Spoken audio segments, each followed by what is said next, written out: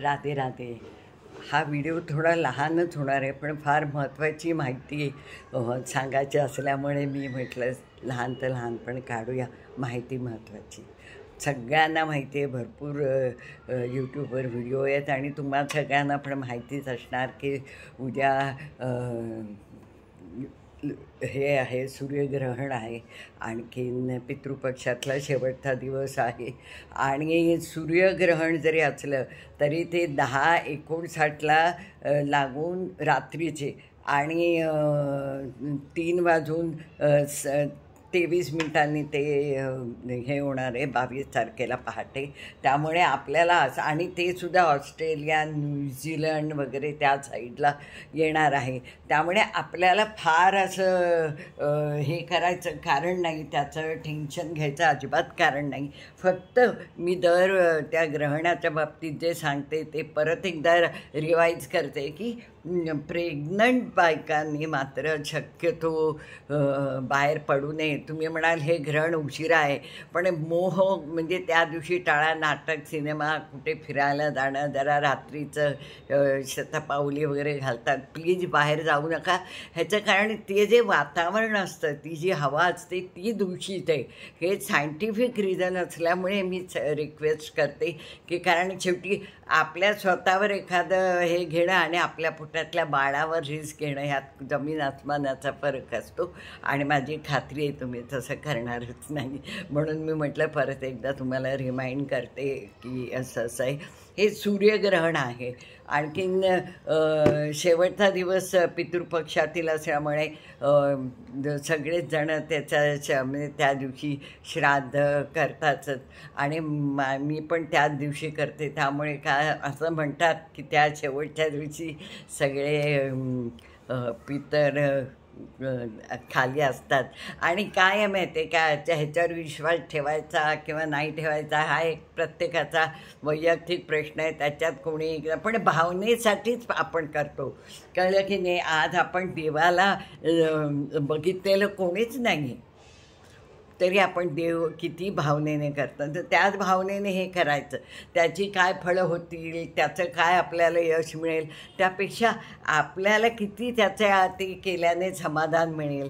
आपण असं आज सगळ्यांना आठवतो, सगळे जे आपले जवळचे ज्यांनी आपल्याला प्रेम केलं त्यांना आठवून त्यांच्यासाठी जे काही थोडंफार करता येईल ते करतो. हेच फार महत्त्वाचं आहे असं मला अगदी वाटतं. आणि तुम्हाला म्हणजे मी बोलले की नाही आत्ता आठवत नाही, कारण पितृपक्षातला पहिला दिवस होता तेव्हा चंद्रग्रहण होतं आणि उद्याचा दिवस आहे तो सूर्यग्रहण आहे. तर काही म्हणजे ज्योतिषकार म्हणतात की असं येणं असं चांगलं नाही त्या पितृपक्षात दोन्ही एका वेळेला. पण ठीक आहे, आता प्रत्येक ह्याच्यातनं आपण मार्ग काढतो. तर ह्यातनं पण मेन म्हणजे शक्यतो काहीतरी आपल्या आवडत्या देवाचा जप करायचा. आणखीन 108 वेळेला, कळलं की नाही. आणि असे छान अगदी मुख्य म्हणजे ह्या ग्रहणाचं काय माहिती आहे का, कुणाचं याबद्दल वाईट विचार करायचा नाही, कुणाला वाईट बोलायचं नाही, कुणाचा अपमान करायचा नाही. हे तर सगळं सततच करावं असं वाटतं. पण ह्याच्यात स्पेशली प्रेग्नंट बायका त्यांनी तर म्हणजे त्या घाबरतात ना हल्ली. म्हणजे घाबरायला होणारच की बाबा माझ्या बाळाला काही व्हायला नको. म्हणूनच मी सांगते, घरात राहा तुम्ही, जागे असेपर्यंत तुमच्या आवडत्या देवीचं किंवा देवाचं स्तोत्र म्हणा, मनात चांगले विचार आणा, बस एवढंच पाळा. आणि खायचं प्यायचं व्यवस्थित खा, तुम्हाला जे हवं ते खा, असं काही नाही. आणि 10 म्हणजे जवळजवळ 11 वाजता ते लागणार आहे. 10:59 म्हणजे त्याच्या आधी एक दिवस खाऊन घ्या, समजा उशिरा खायची.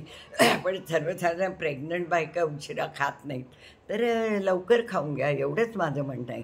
बाकी काही नाही. उत्तरा फाल्गुनी आणि कन्या राशीवर हे ग्रहण आलेलं आहे. त्यामुळे त्या लोकांनी पण जरा सावध राहतं. आणि 86% ग्रहण दिसणार आहे त्या भागात, म्हणजे आपल्याकडे नाही दिसणार आहे. न्यूयॉर्क आणि काय त्या भागात आफ्रिका वगैरे त्या भागात पण छान दिसणारी. तर आपण जास्त आणि हां, सर्व पितरी अमावास्या तर आपल्याला हवं तसं अगदी व्यवस्थित आपण करू शकतो.